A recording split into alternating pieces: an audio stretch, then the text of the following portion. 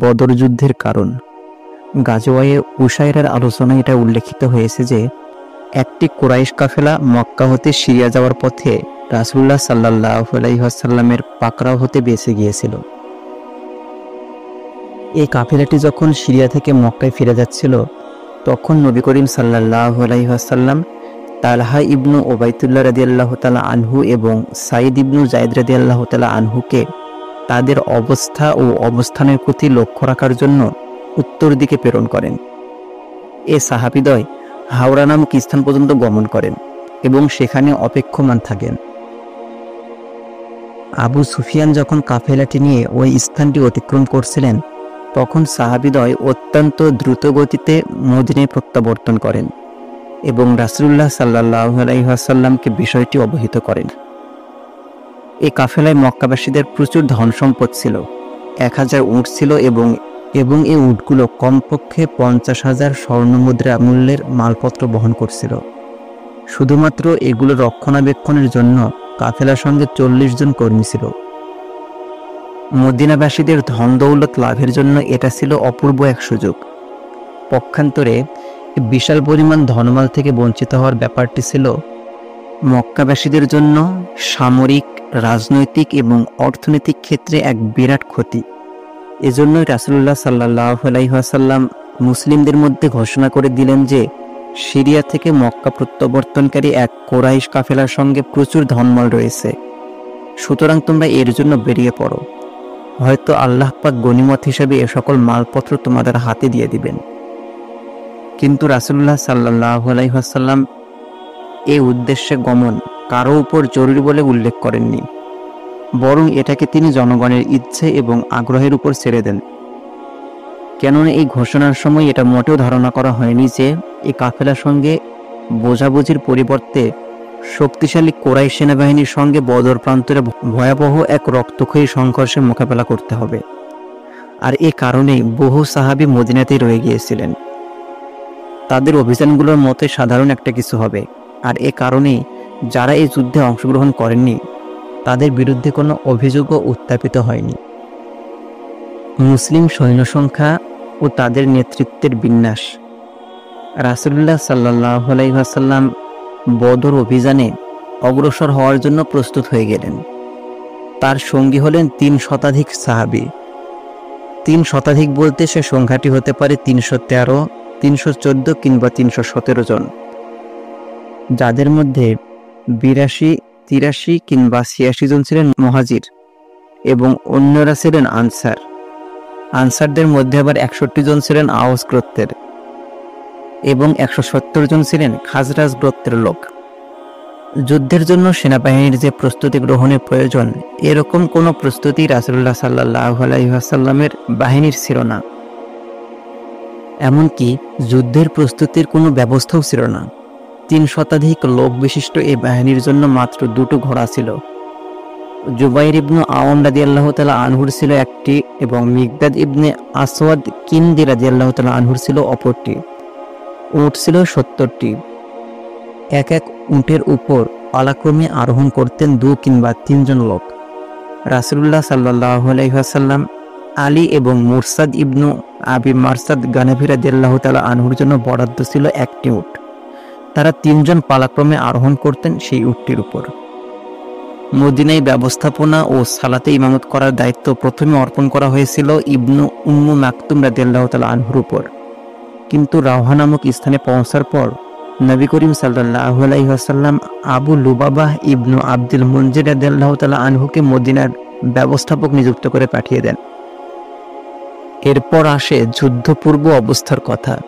সার্বিক নেতৃত্বের পতাকা প্রদান করা হয় মুসআব ইবনু উমাইর রাদিয়াল্লাহু তাআলা আনহুকে। এ পতাকার রং ছিল সাদা। রাসূলুল্লাহ সাল্লাল্লাহু আলাইহি ওয়াসাল্লাম মুসলিম বাহিনীকে 2টি দলে বিভক্ত করেন। এক, মুহাজিরদের সমন্বয়ে গঠিত, যার পতাকা দেওয়া হয় আলী ইবনু আবি তালিব রাদিয়াল্লাহু তাআলা আনহুকে, যাকে ইকাব বলা হয়। 2, আনসারদের সমন্বয়ে গঠিত, যার পতাকা দেওয়া হয় সাদ ইবনু মুআজ রাদিয়াল্লাহু তাআলা আনহুকে। এই 2টি পতাকা ছিল কালো বর্ণের।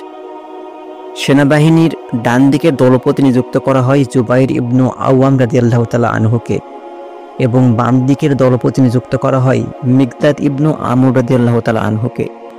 কারণ সমগ্র সেনাবাহিনীর মধ্যে মাত্র এই দুজনে ছিলেন অশ্বারোহী। সেনাবাহিনীর পশ্চাৎভাগে দলপতি নিযুক্ত হন কাইস ইবনু আবি সাসাহ রাদিয়াল্লাহু তাআলা আনহু। আর প্রধান সেনাপতি হিসেবে সমগ্র বাহিনীর নেতৃত্ব গ্রহণ করেন স্বয়ং রাসূলুল্লাহ সাল্লাল্লাহু আলাইহি ওয়াসাল্লাম। রাসূলুল্লাহ সাল্লাল্লাহু আলাইহি ওয়াসাল্লাম উত্তম প্রস্তুতিবিহীন সেনাবাহিনী নিয়েই অগ্রযাত্রা শুরু করেন। তার বাহিনী মদিনার মুখ হতে বের হয়ে মক্কাগামী সাধারণ রাজপথ ধরে চলতে থাকেন এবং বীরে রাওয়াহ গিয়ে পৌঁছেন। অতঃপর সেখান থেকে অগ্রসর হয়ে বাম দিকে মক্কাগামী রাজপথ ছেড়ে দেন এবং ডান দিকের পথ ধরে চলতে থাকেন। চলার এক পর্যায়ে নাজিয়াহ নামক স্থানে পৌঁছেন। অতঃপর নাজিয়ার এক প্রান্ত দিয়ে অগ্রসর হয়ে রাহকান উপত্যকা অতিক্রম করেন। এটা হচ্ছে নাজিয়াহ ও দাররার মাঝে একটি উপত্যকা। তারপর দাররাহ থেকে নেমে সাফরার নিকট গিয়ে পৌঁছেন। সেখান হতে জুহাইনা গোত্রের দুজন লোককে যথা বাসবিস ইবনু উমার ও আদি ইবনু আবি জাগবাকে কোরাইশ কাফেলার অবস্থা ও অবস্থান লক্ষ্য করার উদ্দেশ্যে বদর অভিমুখে প্রেরণ করা হয়। মক্কায় বিপদের ঘোষণা। পক্ষান্তরে কোরাইশ কাফেলার অবস্থা এই ছিল যে এর নেতা আবু সুফিয়ান ছিলেন সুচতুর, সতর্ক এবং অত্যন্ত সচেতন ব্যক্তি। এ প্রেক্ষিতে তিনি অব্যাহতভাবে পথের খবরাখবর নিতেই থাকতেন।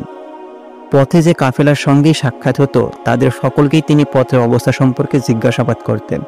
সুতরাং বিভিন্ন সূত্রে তিনি অবগত হতে সক্ষম হন যে মুহাম্মদ সাল্লাল্লাহু আলাইহি ওয়াসাল্লাম তার সাহাবীদেরকে কাফেলার উপর আক্রমণের নির্দেশ দিয়েছেন। তাই তৎক্ষণাৎ তিনি জমজম ইবনু আমর গিফারিকে কিছু পারিশ্রমিকের বিনিময়ে মক্কা পাঠিয়ে দেন এবং তার মাধ্যমে এই মর্মে সংবাদ প্রেরণ করেন যে কাফেলা ভয়াবহ বিপদের সম্মুখীন, হেফাজতের জন্য সাহায্যের আশু প্রয়োজন। জমজম অত্যন্ত দ্রুত গতিতে মক্কায় আসে এবং আরব সমাজে প্রচলিত প্রথা অনুযায়ী নিজের উটের নাক চাপড়ালো, হাওদা উল্টালো, জামা ছিঁড়ে ফেললো। মক্কা উপত্যকায় উটের উপর দাঁড়িয়ে উচ্চস্বরে বলতে থাকলো, হে কুরাইশগণ, আক্রান্ত কাফেলা, আক্রান্ত আবু সুফিয়ানের সঙ্গে তোমাদের ধনমাল রয়েছে। তার উপর আক্রমণ চালানোর জন্য মুহাম্মদ এবং তার সাহাবীরা উদ্যত হয়েছেন। সুতরাং আমি বিশ্বাস করতে পারছি না যে তোমরা তা পাবে। অতএব সাহায্যের জন্য এগিয়ে চলো, এগিয়ে চলো। মক্কাবাসীগণের যুদ্ধ প্রস্তুতি। কাফেলা আক্রান্ত হওয়ার সংবাদ শ্রবণে সমগ্র মক্কা উপত্যকায় একদম হইচই শুরু হয়ে গেল। চতুর্দিক থেকে সকলে দৌড়ে এসে বলতে থাকলো, মুহাম্মদ এবং তার সাথী সঙ্গীরা কি মনে করেছে যে এ কাফেলাও ইবনু হাজরামের কাফেলার মতোই? না না, কখনোই না। আল্লাহর শপথ, এ কখনোই সেরূপ নয়। সেগুলোই তারা জানতে পারবে যে আমাদের ব্যাপারটি অন্যরকম। সমগ্র মক্কা শহরে তখন দু শ্রেণীর লোক চোখে পড়ছিল। এক শ্রেণীর লোক যুদ্ধ প্রস্তুতি সহকারে যুদ্ধগমন করছিল এবং অন্য দল নিজের পরিবর্তে অন্যকে যুদ্ধে প্রেরণ করছিল। আর এভাবে প্রায় সবাই ঘর থেকে বাইরে বেরিয়ে এসেছিল। বিশেষ করে মক্কার সম্মানিত ও নেতৃস্থানীয় ব্যক্তিগণ কেউই পিছনে ছিলেন না। শুধু আবুল আহাব নিজে না এসে তার একজন ঋণী ব্যক্তিকে পাঠিয়েছিলেন। আশেপাশে অন্যান্য আরব গোত্রগুলোকেও তারা নিজেদের দলভুক্ত করে নিল।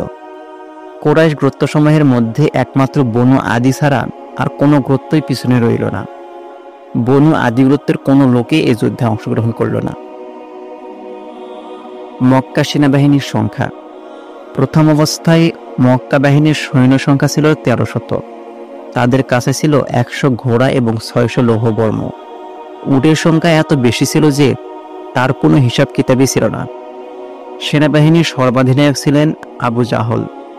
এই বাহিনীর রসদপত্রের দায়িত্বে ছিল 9 জন সম্ভ্রান্ত কুরাইশ। কোনোদিন 9টি এবং কোনোদিন 10টি এভাবে প্রতিদিন উট জবাই করা হতো। বনু বাকর গোত্রের সমস্যা। সর্বাত্মক প্রস্তুতি সহকারে মক্কা সেনাবাহিনী যখন অগ্রগমনে উদ্যত, এমতাবস্থায় কুরাইশদের মনে পড়ে গেল বনু বাকর গোত্রের কথা। বনু বাকর গোত্রের সঙ্গে তখন তারা ছিল যুদ্ধরত। এ কারণে তাদের আশঙ্কা হলো যে হয়তো বনু বাকর পিছনে থেকে তাদের আক্রমণ করবে এবং এর ফলে জ্বলন্ত অগ্নিকুণ্ডের মধ্যে তাদের নিপতিত হতে হবে। এ ধারণা তাদেরকে যুদ্ধের সংকল্প থেকে বিরত রাখার মতো মানসিক পরিবেশ সৃষ্টি করল। কিন্তু এমন সময়ে অভিশপ্ত ইবলিস শয়তান বনু কিনানা গোত্রের নেতা সুরাকা ইবনু মালিক ইবনু জুসুম মুদলিজির রূপ ধরে প্রকাশিত হলো এবং বলল, আমিও তোমাদের বন্ধু এবং আমি তোমাদের নিকট এ বিষয়ে জামিন হচ্ছে যে বনু কিনানা তোমাদের বিরুদ্ধাচরণ করবে না কিংবা কোনো অশোভনীয় কাজও করবে না। মক্কা সেনাবাহিনীর যুদ্ধযাত্রা। সুরাকা ইবনু মালিক রূপী অভিশপ্ত ইবলিস শয়তান বনু কিনানার ব্যাপারে জামিন হওয়ার প্রতিশ্রুতি প্রদান করায় কোরাইশগণ আশঙ্কামুক্ত হয়ে মক্কা থেকে বেরিয়ে পড়ল। আল্লাহ তাআলা যেমনটি বলেন, তারা শক্তিমত্তায় গর্বিত হয়ে জনগণকে নিজেদের শক্তিমত্তা দেখাতে দেখাতে আল্লাহর পথে বিঘ্ন সৃষ্টির উদ্দেশ্যে তাদের নিজেদের গৃহ হতে বহির্গত হলো। মক্কা বাহিনী খুব দ্রুত গতিতে উত্তরমুখে বদর প্রান্তরের দিকে অগ্রসর হচ্ছিল। অগ্রযাত্রার এক পর্যায়ে তারা উসফান ও কোদায়েদ উপত্যকা অতিক্রম করে যখন জুহফা নামক স্থানে উপস্থিত হলো, তখন আবু সুফিয়ানের লোক এসে সংবাদ দিল যে কাফেলা নিরাপদে চলে এসেছে, সুতরাং সামনে আর অগ্রসর না হয়ে এখন ফিরে যাওয়ার পালা। কাফেলার নিরাপদ অগ্রযাত্রা। আবু সুফিয়ানের কাফেলার নিরাপদ অগ্রযাত্রায় বিস্তারিত বিবরণ হচ্ছে, এই কাফেলা সিরিয়া হতে রাজপথ ধরে অগ্রসর হচ্ছিল বটে, কিন্তু আবু সুফিয়ান অত্যন্ত সতর্কতা অবলম্বন করে চলছিলেন। পথে চলার বিভিন্ন পর্যায়ে তিনি ক্রমাগত খবরাখবর নিতে থাকছিলেন। বদর প্রান্তরের নিকটবর্তী হয়ে তিনি কাফেলাকে থামালেন এবং নিজেই সম্মুখে অগ্রসর হয়ে মাজদি ইবনু আমরের সঙ্গে সাক্ষাৎ করে তাকে মদিনার সেনাবাহিনী সম্পর্কে জিজ্ঞাসাবাদ করেন। মাজদি বলেন, এরকম কোনো সেনাবাহিনী তো আমি দেখিনি, তবে দুজন উটারোহীকে দেখেছি যারা টিলার পাশে তাদের উটকে বসিয়ে নিজেদের মশকে পানি ভর্তি করে নিয়ে চলে গেছে। এই কথা শুনে আবু সুফিয়ান অত্যন্ত দ্রুতবেগে অগ্রসর হয়ে সেই স্থানে গিয়ে পৌঁছালেন এবং তাদের উটের গোবর ভেঙে দেখলেন। তখন ওই গোবরের মধ্য থেকে খেজুরের আটি বেরিয়ে পড়ল। এ দেখে তিনি বলে উঠলেন, আল্লাহর কসম, এটা হচ্ছে ইয়াসরিবের খেজুরের আটি। অতঃপর তিনি দ্রুতগতিতে কাফেলার কাছে ফিরে গেলেন এবং তাদেরকে পশ্চিম দিকে ঘুরিয়ে দিলেন। বদর অভিমুখী পথ বাম দিকে ছেড়ে দিয়ে কাফেলাকে উপকূল অভিমুখে অগ্রসর হতে বললেন। এভাবে কাফেলাকে তিনি মদিনা বাহিনীর হাত থেকে রক্ষা করলেন। একই সঙ্গে মক্কা বাহিনীর নিকট কাফেলা নিরাপদ থাকার সংবাদ পাঠিয়ে বাহিনীকে মক্কায় ফিরে যাওয়ার পরামর্শ দিলেন। জুহফাতে অবস্থানকালে মক্কা বাহিনী এ সংবাদ পেয়েছিল। মক্কায় প্রত্যাবর্তনের ব্যাপারে মক্কা বাহিনীর মধ্যে মতভেদ।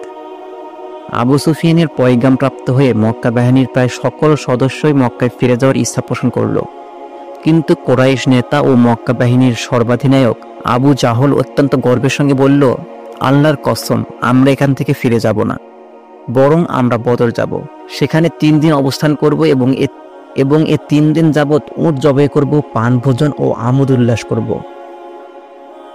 এর ফলে সমগ্র আরব জাতি আমাদের শক্তি সামর্থ্যের কথা অবগত হবে, আর এভাবে চিরদিনের জন্য তাদের উপর আমাদের প্রভাব প্রতিফলিত হবে। আবু জাহলের এ কথার পরও আখনাস ইবনু শারিক ফিরে যাবারই পরামর্শ দিল, কিন্তু অধিক সংখ্যক লোকই তার কথায় কান দিল না। তাই সে বনু জোহরার লোকজনের সঙ্গে নিয়ে মক্কায় ফিরে গেল, কেননা সে ছিল বনু জোহরা গোত্রের মিত্র এবং বাহিনীতে সে ছিল তাদের নেতা। তাদের কোনো লোকই বদরযুদ্ধে অংশগ্রহণ করেনি। পরবর্তীতে বনু জোহরা গোত্রের লোকেরা আখনাস ইবনু শারিকের এই সিদ্ধান্ত গ্রহণের কারণে খুবই আনন্দ প্রকাশ করেছিল এবং তাদের অন্তরে তার প্রতি শ্রদ্ধা চিরদিনের জন্য প্রতিষ্ঠিত হয়েছিল। বনু জোহরার মতো বনু হাশিমও মক্কায় ফিরে যেতে চেয়েছিল, কিন্তু আবু জাহল অত্যন্ত কঠোরতা অবলম্বন করায় তাদের পক্ষে মক্কায় ফিরে যাওয়া সম্ভব হলো না। সে কঠোর কণ্ঠে বলল, আমরা ফিরে না যাওয়া পর্যন্ত এ দলটি আমাদের থেকে পৃথক হতে পারবে না। মোট কথা, ওই বাহিনী তাদের সফরসূচি বহাল রাখল। বনু জোহরার গোত্রের লোকজনের মক্কা প্রত্যাবর্তনের ফলে তাদের সৈন্য সংখ্যা দাঁড়ায় 1000-এ এবং তারা ছিল বদর অভিমুখী। বদরের নিকটবর্তী হয়ে তারা একটি টিলার পিছনে শিবির স্থাপন করে। এই টিলাটি বদর উপত্যকার সীমান্তের উপর দক্ষিণমুখে অবস্থিত। মুসলিম বাহিনীর স্পর্শকাতর অবস্থা। রাসূলুল্লাহ সাল্লাল্লাহু আলাইহি ওয়াসাল্লাম পথিমধ্যেই ছিলেন। এমতাবস্থায় তিনি আবু সুফিয়ানের বাণিজ্য কাফেলা এবং মক্কা সেনাবাহিনী সম্পর্কে অবহিত হন। উদ্ভূত পরিস্থিতির প্রেক্ষাপটে আসন্নপ্রায় সমস্যাটির খুঁটিনাটি সম্পর্কে গভীরভাবে চিন্তাভাবনার পর তার দৃঢ় বিশ্বাস হয় যে এখন একটি রক্তক্ষয়ী সংঘর্ষে লিপ্ত হওয়া অপরিহার্য হয়ে পড়েছে। সুতরাং এখন এমনভাবে অগ্রসর হওয়া প্রয়োজন যে দুর্দমনীয় সাহস, বীরত্ব এবং নির্ভীকতার উপর প্রতিষ্ঠিত হতে হবে। কারণ এটা নিশ্চিত সত্য যে মক্কা বাহিনীকে যদি এ এলাকায় যথেষ্ট চলতে ফিরতে দেওয়া হয় তাহলে তাদের সাময়িক মর্যাদা যথেষ্ট বৃদ্ধি পেয়ে যাবে এবং রাজনৈতিক প্রাধান্য বহু দূর পর্যন্ত বিস্তৃত হয়ে পড়বে। পক্ষান্তরে এর ফলে মুসলিমদের শক্তি হ্রাস পাবে এবং আঞ্চলিক সুযোগ সুবিধাও সীমিত হয়ে পড়বে। এর ফলশ্রুতিতে ইসলামী দাওয়াতকে একটি নিষ্প্রাণ আদর্শ মনে করে যাদের অন্তরে ইসলামের প্রতি হিংসা, বিদ্বেষ ও শত্রুতা রয়েছে, এরও প্রত্যেক লোক ইসলামের ক্ষতি সাধনে উঠে পড়ে লেগে যাবে। এছাড়াও মক্কা বাহিনীর মদিনার দিকে অগ্রসর হয়ে এই যুদ্ধকে মদিনার চার প্রাচীর পর্যন্ত পৌঁছে দিয়ে মুসলিমগণকে যে তাদের আবাসস্থলে ধ্বংস ও নিশ্চিহ্ন করে দেওয়ার সাহস ও চেষ্টা করবে না তারও কোনো নিশ্চয়তা নেই। জি হ্যাঁ, মুসলিম সেনাবাহিনীর পক্ষ থেকে যদি সামান্য পরিমাণও অবহেলা, আলস্য কিংবা কাপুরুষত্ব প্রদর্শিত হতো, যথেষ্ট সম্ভাবনা ও আশঙ্কা ছিল। আর এটি যদি এরূপ নাও হতো তাহলেও মুসলিমদের সামরিক প্রভাব প্রতিপত্তি এবং সুখ্যাতির উপর এসবের একটি মন্দ ও প্রতিকূল প্রতিক্রিয়া প্রতিফলিত হতো, তাতে কোনো সন্দেহ নেই। পরামর্শ সভার বৈঠক। অবস্থার এই আকস্মিক ভয়াবহ পরিবর্তনের প্রেক্ষাপটে রাসূলুল্লাহ সাল্লাল্লাহু আলাইহি ওয়াসাল্লাম উচ্চ পর্যায়ের এক সামরিক পরামর্শ সভার আয়োজন করলেন। এ সভায় তিনি বর্তমান সংকটজনক পরিস্থিতি বিশ্লেষণ করে নেতৃস্থানীয় ও সাধারণ সৈনিকদের সঙ্গে মতবিনিময় করলেন। অবস্থার এই আকস্মিক মোড় পরিবর্তনের ফলে আসন্ন রক্তক্ষয়ী সংঘর্ষের কথা অবগত হয়ে একটি দলের হৃদকম্প উপস্থিত হলো। এই দলটি সম্পর্কে আল্লাহ তাআলা ঘোষণা করলেন, তারা যেমন প্রকৃত মুমিন ঠিক তেমনি প্রকৃতভাবে তোমার প্রতিপালক তোমাকে তোমাদের ঘর হতে বের করে এনেছিলেন, যদিও মুমিনদের একটি দল তা পছন্দ করেনি। সত্য স্পষ্ট করে দেওয়ার পরও তারা তোমার সঙ্গে বাদানুবাদে লিপ্ত হয়েছিল। তাদের অবস্থা দেখে মনে হচ্ছিল তারা যেন চেয়ে চেয়ে দেখছিল যে তাদেরকে মৃত্যুর দিকে তাড়িয়ে নেওয়া হচ্ছে। সূরা আনফালের 5-6 নম্বর আয়াত। কিন্তু সামরিক বাহিনীর নেতৃস্থানীয় লোকদের মধ্য থেকে আবু বকর রাদিয়াল্লাহু তাআলা আনহু উঠে দাঁড়ালেন এবং অতি চমৎকার কথা বললেন। তারপর ওমর রাদিয়াল্লাহু তাআলা উঠে দাঁড়ালেন এবং তিনিও অতি চমৎকার কথা বললেন। তারপর মিকদাদ ইবনে আমর রাদিয়াল্লাহু তাআলা আনহু দাঁড়িয়ে আরজ করলেন, হে আল্লাহর রাসূল, আল্লাহ তাআলা আপনাকে যে পথ প্রদর্শন করেছেন সে পথে আপনি চলতে থাকুন। আমরা সর্বাবস্থায় আপনার সঙ্গে রয়েছি। আল্লাহর কসম, আমরা আপনাকে ওই কথা বলবো না যে কথা ইসরাইল মুসা আলাইহিস সালামকে বলেছিল, তা হলো, কাজেই তুমি আর তোমার প্রতিপালক যাও আর যুদ্ধ করো, আমরা এখানেই বসে রইলাম। কিন্তু আমাদের ব্যাপার ভিন্ন, বরং আমরা বলবো, আপনি ও আপনার প্রভু যুদ্ধ করুন, আমরা সর্বাবস্থায় আপনাদের সঙ্গে থেকে যুদ্ধ করব। যিনি আপনাকে এক মহাসত্যসহ প্রেরণ করেছেন তার শপথ, যদি আপনি আমাদেরকে বারেকে গিমাত পর্যন্ত নিয়ে যান, তবুও আমরা পথরোধকারীদের সঙ্গে যুদ্ধ করতে করতে আপনার সঙ্গে সেখানেও গমন করব। রাসূলুল্লাহ সাল্লাল্লাহু আলাইহি ওয়াসাল্লাম তাদের সম্পর্কে উত্তম কথা বলেন এবং তাদের জন্য দোয়া করলেন। এ তিনজন নেতাই ছিলেন মুহাজির। সেনাবাহিনীতে আনসারদের তুলনায় মুহাজির সৈন্যের সংখ্যা ছিল খুবই কম। রাসূলুল্লাহ সাল্লাল্লাহু আলাইহি ওয়াসাল্লাম আনসারদেরও মতামত জানার প্রয়োজন বোধ করলেন, কেননা সেনাবাহিনীতে সংখ্যায় তারাই ছিলেন অধিক এবং যুদ্ধের ব্যয়ভার বহনের চাপও ছিল প্রকৃতপক্ষে তাদের উপরই বেশি। অবশ্য আকাবার বায়াতের স্বীকৃতি মোতাবেক মদিনার বাইরে গিয়ে যুদ্ধ করা তাদের জন্য অপরিহার্য ছিল না। এ প্রেক্ষিতে তিনি উপর্যুক্ত তিন মহান নেতার বক্তব্য শোনার পর পুনরায় বললেন, উপস্থিত ভ্রাতৃবৃন্দ, বর্তমান অবস্থার পরিপ্রেক্ষিতে আমাদের করণীয় সম্পর্কে তোমরা আমাকে পরামর্শ দাও। আনসারদের উদ্দেশ্যে তিনি এই কথাগুলো বলছিলেন। আনসার অধিনায়ক ও পতাকা বাহক সাদ ইবনে মুআয রাদিয়াল্লাহু তাআলা আনহু রাসূলুল্লাহ সাল্লাল্লাহু আলাইহি ওয়াসাল্লামের এই কথার প্রকৃত তাৎপর্য অনুধাবন করে আরজ করলেন, হে আল্লাহর রাসূল, মনে হয় আপনি আমাদের মতামত জানতে চাচ্ছেন। রাসূলুল্লাহ সাল্লাল্লাহু আলাইহি ওয়াসাল্লাম বললেন, হ্যাঁ। তখন তিনি বললেন, আমরা তো আপনার উপর ঈমান এনেছি আপনার সত্যতা স্বীকার করেছি এবং এ সাক্ষ্য দিয়েছি যে আপনি যা কিছু নিয়ে এসেছেন সবই সত্য, এবং ওগুলো শোনা ও মান্য করার পর আমরা আপনাকে প্রতিশ্রুতি দিয়েছি। সুতরাং হে আল্লাহর রাসূল, আপনি যা ইচ্ছে করেছেন তা পূরণার্থে সম্মুখে অগ্রসর হয়ে যান। যিনি আপনাকে সত্যসহ প্রেরণ করেছেন তার শপথ, আপনি আদেশ করলে আমরা উত্তাল সাগরেও ঝাঁপ দিতে পারি, জগতের দুর্গমতম স্থানকেও পথদলিত করতে পারি। ইনশাল্লাহ আমাদের একজন লোকও পিছনে থাকবে না। যুদ্ধ বিগ্রহে আপনি আমাদের প্রত্যক্ষ করবেন সাহসী ও নির্ভীক বীরপুরুষের ভূমিকায়। সম্ভবত আল্লাহ তাআলা আপনাকে আমাদের মাঝে এমন নৈপুণ্য প্রদর্শন করাবেন যা প্রত্যক্ষ করে আপনার চক্ষুদয় শীতল হয়ে যাবে। সুতরাং যেখানে ইচ্ছে আপনি আমাদেরকে নিয়ে চলুন। আল্লাহ তাআলা আমাদের কাজকর্মে বরকত দান করুন। অন্য এক রিওয়ায়াতে আছে যে সাদ ইবনে মুআয রাদিয়াল্লাহু তাআলা আনহু রাসূলুল্লাহ সাল্লাল্লাহু আলাইহি ওয়াসাল্লামের নিকট আরজ করেন, আপনি হয়তো আশঙ্কা করছেন যে আনসারগণ তাদের শহর থেকেই শুধু আপনাকে সাহায্য করা কর্তব্য বলে মনে করেছে। এ কারণে আমি তাদের পক্ষ থেকে বলছি এবং তাদের পক্ষ থেকেই উত্তর দিচ্ছি যে আপনার যেখানে ইচ্ছে হয় চলুন। যার সঙ্গে ইচ্ছে সম্পর্ক ঠিক রাখুন এবং যার সঙ্গে ইচ্ছে সম্পর্ক ছিন্ন করুন। আমাদের ধন সম্পদ হতে যে পরিমাণ ইচ্ছে গ্রহণ করুন এবং যা ইচ্ছে ছেড়ে দিন। তবে যেটুকু আপনি গ্রহণ করবেন তা আমাদের নিকট যেটুকু ছেড়ে দিবেন তার চেয়ে অধিক পছন্দনীয় হবে। আর এ ব্যাপারে আপনি যে ফয়সালাই করবেন আমাদের ফয়সালা তারই অনুসারী হবে। আল্লাহর কসম, আপনি যদি অগ্রসর হয়ে বারাকে গিমাত পর্যন্ত চলে যান তাহলেও আমরা আপনার সঙ্গেই যাব। আর আপনি যদি আমাদেরকে নিয়ে ওই সমুদ্রে ঝাঁপিয়ে পড়তে চান তবে আমরাও এতে ঝাঁপিয়ে পড়ব। সাদের এ কথা শুনে রাসূলুল্লাহ সাল্লাল্লাহু আলাইহি ওয়াসাল্লামের চেহারা মোবারক আনন্দে উজ্জ্বল হয়ে উঠল। তিনি বললেন, চলো এবং আনন্দ চিত্তে চলো। আল্লাহ আমার সঙ্গে দুটি দলের মধ্যে হতে একটির ওয়াদা করেছেন। আল্লাহর কসম, আমি যেন এ সময় কাফির সম্প্রদায়ের বধ্যভূমি দেখতে পাচ্ছি। মুসলিম বাহিনীর পরবর্তী অগ্রযাত্রা। এরপর রাসূলুল্লাহ সাল্লাল্লাহু আলাইহি ওয়াসাল্লাম জাফেরান হতে সামনে অগ্রসর হন এবং কয়েকটি পাহাড়ি মোড় অতিক্রম করেন, যেগুলোকে আসাফির বলা হয়। সেখান থেকে আরও অগ্রসর হয়ে দাব্বাহ নামক এক জনপদে অবতরণ করেন। তারপর হিনান নামক পাহাড়কে ডান দিকে ছেড়ে দিয়ে অগ্রসর হতে থাকেন এবং পরবর্তী পর্যায়ে বদরের নিকটবর্তী স্থানে অবতরণ করেন। তথ্য অনুসন্ধানের চেষ্টা। এখানে পৌঁছে রাসূলুল্লাহ সাল্লাল্লাহু আলাইহি ওয়াসাল্লাম তার সাওর গুহার সঙ্গী ও সবচেয়ে ঘনিষ্ঠ বন্ধু আবু বকর রাদিয়াল্লাহু তাআলা আনহুকে সঙ্গে নিয়ে শত্রু বাহিনীর সন্ধান নেওয়ার উদ্দেশ্যে বেরিয়ে পড়েন।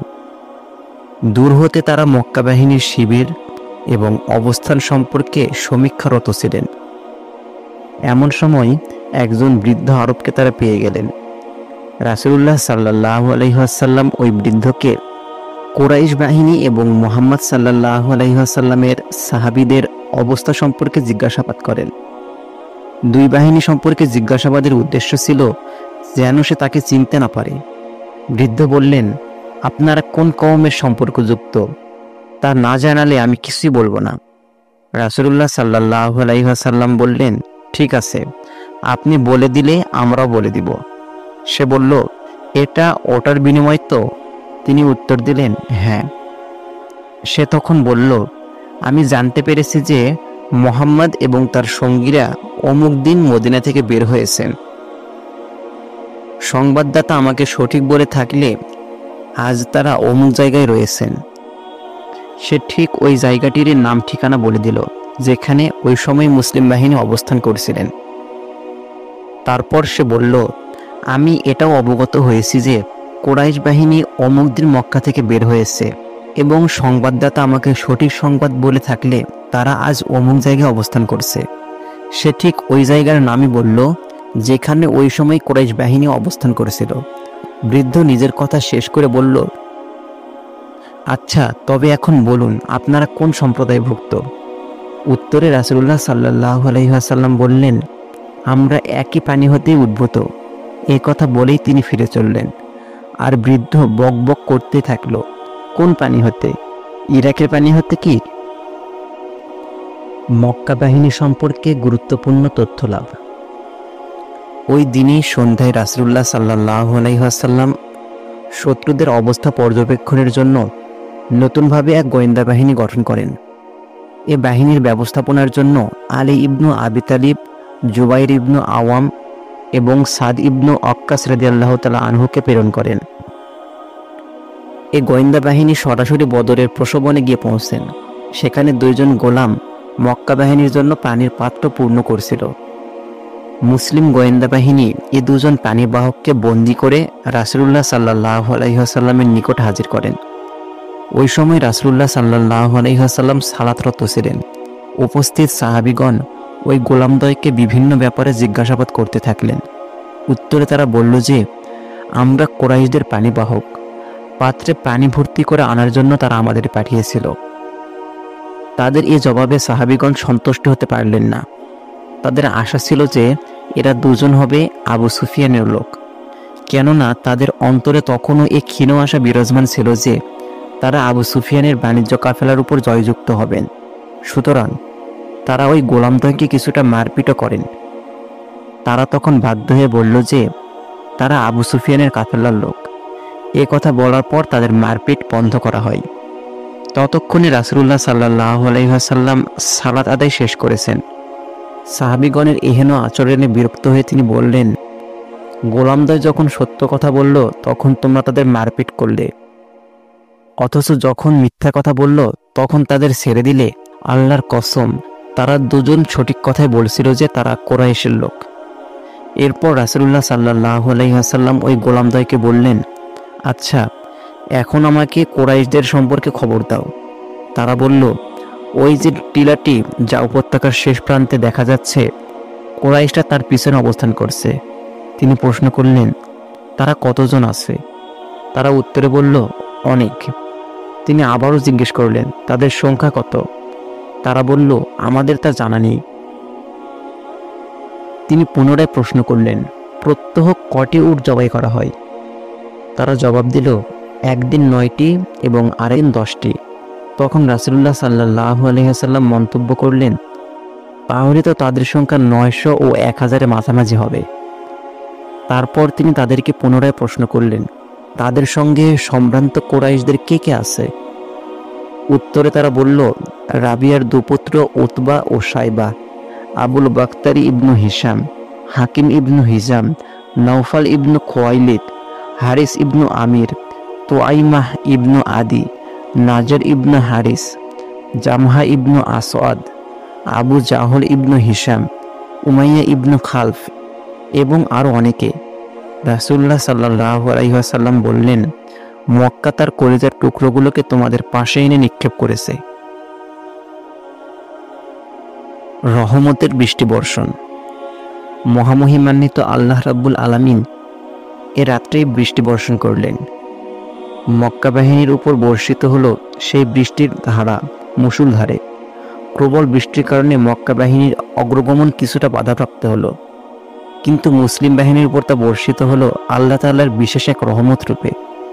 আল্লাহর রহমতে এ বৃষ্টি শয়তানের সৃষ্ট অপবিত্রতা থেকে মুসলিমদের পবিত্র করে এবং ভূমিকে সমতল ও মসৃণ করে। এর ফলে বেশ অনুকূল অবস্থার সৃষ্টি করে। পদচারণার ক্ষেত্রে অনুকূল অবস্থা সৃষ্টি হওয়ার কারণে তাদের অন্তরেও দৃঢ়তার ভাব সৃষ্টি হয়ে যায়। গুরুত্বপূর্ণ সামরিক কেন্দ্রস্থলের দিকে মুসলিম বাহিনীর অগ্রগমন। এরপর রাসূলুল্লাহ সাল্লাল্লাহু আলাইহি ওয়াসাল্লাম স্বীয় সেনাবাহিনীকে দ্রুত পথ চলার নির্দেশ দেন, যাতে তারা মুশরিক বাহিনীর পূর্বেই বদরের প্রশবনের নিকট পৌঁছে যান এবং প্রশবনের উপর নিজেদের অধিকার প্রতিষ্ঠা করতে সক্ষম হন। মুশরিক বাহিনী যাতে কোনোভাবেই প্রশবনের উপর অধিকার লাভ করতে না পারে, সেটাই ছিল তার লক্ষ্য। এ প্রেক্ষিতে তিনি এবং তার বাহিনী এশার সময় বদরের নিকট অবতরণ করেন। এ সময় হুবাব ইবনু মুনজার রাদিয়াল্লাহু তাআলা আনহু একজন অভিজ্ঞ সামরিক ব্যক্তিত্ব হিসেবে প্রশ্ন করলেন, হে আল্লাহর রাসূল, এই স্থানে আপনি আল্লাহর নির্দেশক্রমে অবতরণ করছেন, না শুধু যুদ্ধের কৌশল হিসেবে আপনি এই ব্যবস্থা অবলম্বন করছেন? কেননা এর অগ্র কিংবা পশ্চাৎগমনের আমাদের কোনো সুযোগ নেই। প্রত্যুত্তরে রাসূলুল্লাহ সাল্লাল্লাহু আলাইহি ওয়াসাল্লাম বললেন, যুদ্ধের কৌশল হিসেবে আমি এই ব্যবস্থা অবলম্বন করেছি। এ কথা শুনে হুবাব রাদিয়াল্লাহু তাআলা আনহু বললেন, এটা উপযুক্ত স্থান নয়, আরও সামনের দিকে এগিয়ে চলুন এবং কোরাইশ বাহিনীর সবচেয়ে নিকটে যে প্রশোভন রয়েছে সেখানে শিবির স্থাপন করুন। তারপর অন্যান্য সব প্রশোভন বন্ধ করে দিয়ে নিজেদের প্রশোভনের উপর চৌবাচ্চা তৈরি করে তাতে পানি ভর্তি করে নেব। এরপর কোরাইশ বাহিনীর সঙ্গে যুদ্ধ লিপ্ত হলে আমরা পানি পাবো, কিন্তু তারা তা পাবে না। তার এ কথা শুনে রাসূলুল্লাহ সাল্লাল্লাহু আলাইহি ওয়াসাল্লাম বললেন, তুমি উত্তম পরামর্শ দিয়েছ। এরপর রাসূলুল্লাহ সাল্লাল্লাহু আলাইহি ওয়াসাল্লাম তার বাহিনীকে অগ্রগমনের নির্দেশ প্রদান করলেন এবং অর্ধেক রাত যেতে না যেতেই কোরাইশ বাহিনীর সবচেয়ে নিকটবর্তী প্রশোভনের নিকট পৌঁছে গিয়ে শিবির স্থাপন করলেন। তারপর সেখানে একটি চৌবাচ্চা বা জলাধার তৈরি করে নিয়ে অবশিষ্ট সমস্ত প্রশোভন বন্ধ করে দিলেন। নেতৃত্বের কেন্দ্র। প্রশোভনের উপর মুসলিম বাহিনী যখন শিবির স্থাপনের কাজ সম্পন্ন হলো, তখন সাদ ইবনু মুআজ রাদিয়াল্লাহু তাআলা আনহু প্রস্তাব করলেন যে রাসূলুল্লাহ সাল্লাল্লাহু আলাইহি ওয়াসাল্লামের সৈন্য পরিচালনা বা নেতৃত্ব প্রদানের কেন্দ্রস্থল রূপে একটি ছাউনি নির্মাণ করে দেওয়া হোক, যেখানে তিনি অবস্থান করবেন। আল্লাহ না করুন, বিজয়ের পরিবর্তে আমাদেরকে যদি পরাজিত হতে হয় কিংবা অন্য কোনো অসুবিধাজনক অবস্থার সম্মুখীন হতে হয়, তাহলে পূর্ব থেকেই তার নিরাপত্তার জন্য আমরা যেন প্রস্তুত থাকতে পারি। তার এই প্রস্তাব সর্বসম্মতিক্রমে সমর্থিত হলো। তারপর তারা আরজ করলেন, হে আল্লাহর রাসূল, আমরা আপনার জন্য একটি বস্ত্রের ছাউনি নির্মাণ করার মনস্থ করেছি। আপনি ওর মধ্যে অবস্থান করবেন এবং আপনার সাওয়ারিগুলো পাশে তৈরি অবস্থায় থাকবে। তারপর আমরা শত্রুদের সঙ্গে মোকাবেলা করব। যদি আল্লাহ পাক আমাদের মান মর্যাদা রক্ষা করে শত্রুদের উপর বিজয় দান করেন, তবে সেটা তো হবে আমাদের একান্ত আকাঙ্ক্ষিত ও পছন্দনীয়। আর আল্লাহ না করুন, যদি আমরা অন্য অবস্থার সম্মুখীন হই, তবে আপনি সাওয়ারির উপর আরোহণ করে আমাদের কওমের ওই সকল লোকদের নিকট চলে যাবেন যারা পিছনে রয়ে গেছেন। হে আল্লাহর নবী, প্রকৃতপক্ষে আপনার পিছনে এরূপ লোকেরা রয়েছেন যাদের তুলনায় আপনার প্রতি আমাদের ভালোবাসা বেশি নয়। যদি তারা অনুমান করতে পারতেন যে আপনি যুদ্ধের সম্মুখীন হয়ে পড়বেন, তবে কখনোই তারা পিছনে থাকতেন না। আল্লাহ তাআলা তাদের মাধ্যমে আপনাকে হেফাজত করবেন। তারা আপনার শুভাকাঙ্ক্ষী এবং তারা আপনার সঙ্গে থেকে যুদ্ধ করবেন। তাদের এ কথায় রাসূলুল্লাহ সাল্লাল্লাহু আলাইহি ওয়াসাল্লাম খুশি হলেন ও তাদের প্রশংসা করলেন এবং তাদের কল্যাণের জন্য দোয়া করলেন। সাহাবীগণ যুদ্ধক্ষেত্রের উত্তর পূর্বে একটি উঁচু টিলার উপর রাসূলুল্লাহ সাল্লাল্লাহু আলাইহি ওয়াসাল্লামের জন্য আরিশ তাঁবু নির্মাণ করলেন, যেখান থেকে পূর্ণ যুদ্ধক্ষেত্রটি দৃষ্টিগোচর হতো। তারপর তার ওই আরিশের রক্ষণাবেক্ষণের জন্য সাদ ইবনু মুআজ রাদিয়াল্লাহু তাআলা আনহুর নেতৃত্বে আনসারী যুবকদের একটি বাহিনী নির্বাচন করা হলো। সেনাবিন্যাস ও রাত্রিযাপন। এরপর রাসূলুল্লাহ সাল্লাল্লাহু আলাইহি ওয়াসাল্লাম সৈন্যদেরকে বিন্যস্ত করেন এবং যুদ্ধক্ষেত্রে উপস্থিত হন। সেখানে তিনি স্বীয় পবিত্র হাত দ্বারা ইশারা করে করে যাচ্ছিলেন, এটা হবে ভাবিকাল ইনশাআল্লাহ অমুকের বধ্যভূমি, এবং এটা আগামীকাল হবে ইনশাআল্লাহ অমুকের বধ্যভূমি। এরপর রাসূলুল্লাহ সাল্লাল্লাহু আলাইহি ওয়াসাল্লাম সেখানে একটি গাছের মূলের পাশে রাত্রি যাপন করেন এবং মুসলিমরাও পূর্ণ শান্তিতে রাত্রি অতিবাহিত করেন। তাদের অন্তর আল্লাহর উপর ভরসায় পরিপূর্ণ ছিল। তাদের এই আশা ছিল যে প্রত্যুষেই তারা স্বচক্ষে প্রতিপালকের শুভ সংবাদের বাণী দেখতে পাবেন। আল্লাহ পাক বলেন, স্মরণ করো যখন আল্লাহ তার নিকট হতে প্রশান্তি ধারা হিসেবে তোমাদেরকে তন্দ্রায় আচ্ছন্ন করেছিলেন, আকাশ হতে তোমাদের উপর বৃষ্টিধারা বর্ষণ করেছিলেন, তোমাদেরকে তা দিয়ে পবিত্র করার জন্য, তোমাদের থেকে শয়তানি পঙ্কিলতা দূর করার জন্য, তোমাদের দিলকে মজবুত করার জন্য, আর তা দিয়ে তোমাদের পায়ের ভিত শক্ত করার জন্য। সূরা আনফাল 11 নম্বর আয়াত। এই রাতটি ছিল হিজরি দ্বিতীয় 17 রমজানের জুমার রাত। ওই মাসেরই 8 অথবা 12 তারিখে রাসূলুল্লাহ সাল্লাল্লাহু আলাইহি ওয়াসাল্লাম মদিনা থেকে রওনা হয়েছিলেন। যুদ্ধক্ষেত্রে মক্কা সৈন্যদের আগমন এবং তাদের পারস্পরিক মতানৈক্য। অপরপক্ষে কুরাইশরা উপত্যকার বাইরের দিকে তাদের শিবিরে রাত্রি যাপন করে, আর প্রত্যুষে পুরো বাহিনী সহ টিলা হতে অবতরণ করে বদরের দিকে রওনা হয়। একটি দল রাসূলুল্লাহ সাল্লাল্লাহু আলাইহি ওয়াসাল্লামের হাউজের দিকে অগ্রসর হয়। রাসূলুল্লাহ সাল্লাল্লাহু আলাইহি ওয়াসাল্লাম বলেন, তাদেরকে ছেড়ে দাও, তাদের মধ্যে যেই পানি পান করেছিল সেই এই যুদ্ধে নিহত হয়েছিল। শুধু হাকিম ইবনু হিজামের প্রাণ বেঁচেছিল। সে পরে মুসলিম হয়েছিল এবং পাকা মুসলিমে হয়েছিল। তার নিয়ম ছিল যে যখন সে দৃঢ় শপথ করত তখন বলতো, ওই সত্তার শপথ যিনি আমাকে বদরের দিন হতে পরিত্রাণ দিয়েছেন।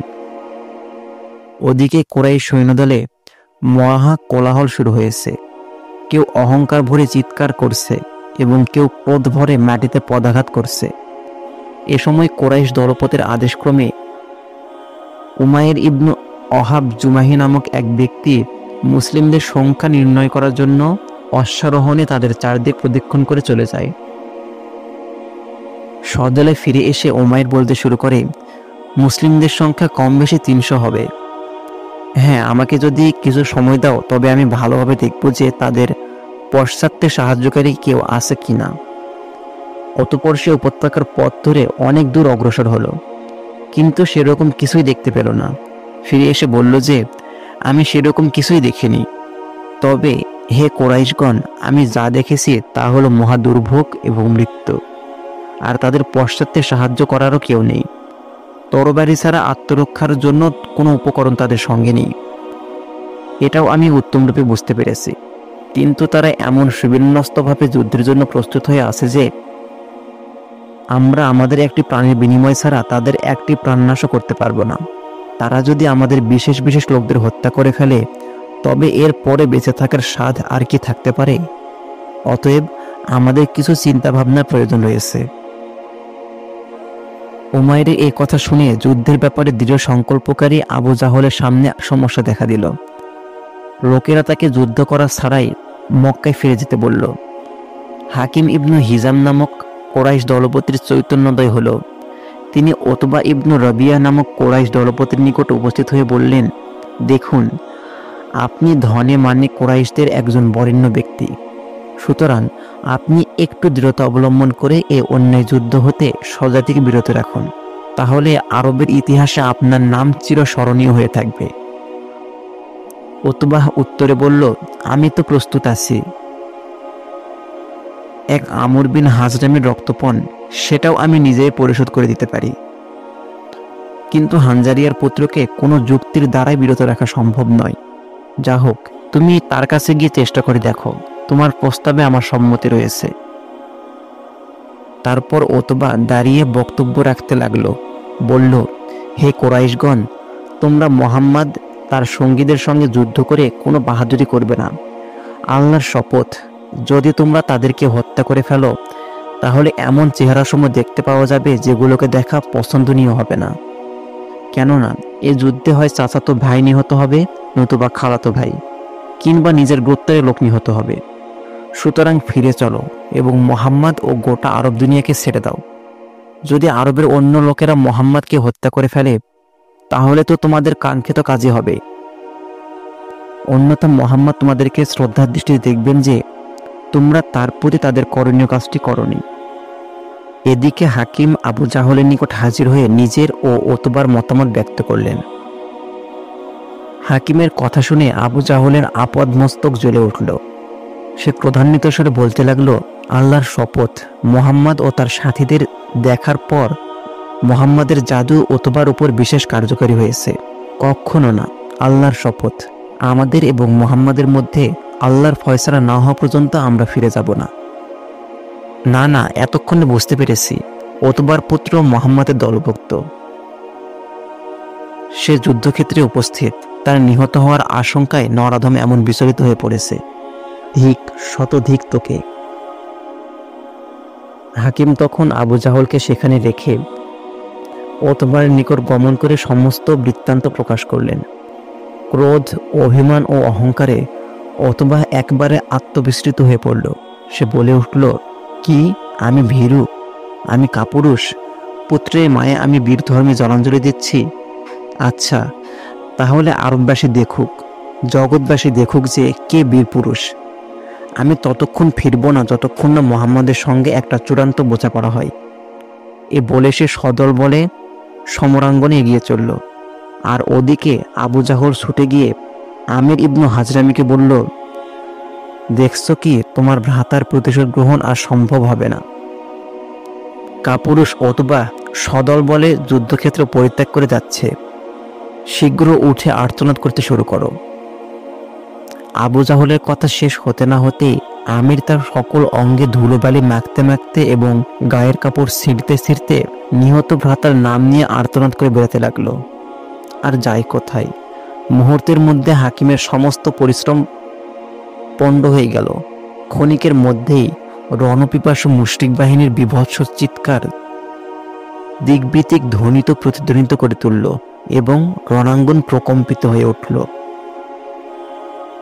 মুশরিক ও মুসলিম বাহিনী পরস্পর মুখোমুখি।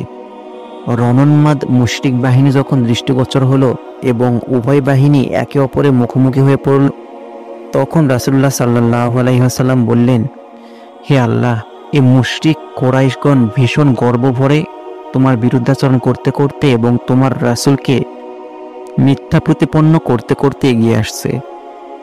হে আল্লাহ, আমরা তোমার সাহায্য প্রার্থী। হে আল্লাহ, তোমার এ দিন দাসদের প্রতি তোমার যে ওয়াদা রয়েছে তা আজ পূর্ণ করে দেখিয়ে দাও। রাসূলুল্লাহ সাল্লাল্লাহু আলাইহি ওয়াসাল্লাম উতবা ইবনু রাবিয়াকে তার একটি লাল উটের উপর দেখে বললেন, কওমের মধ্যে কারো কাছে কল্যাণ থাকলে লাল উটের মালিকের কাছে রয়েছে। জনগণ তার কথা মেনে নিলে তারা সঠিক পথ প্রাপ্ত হবে।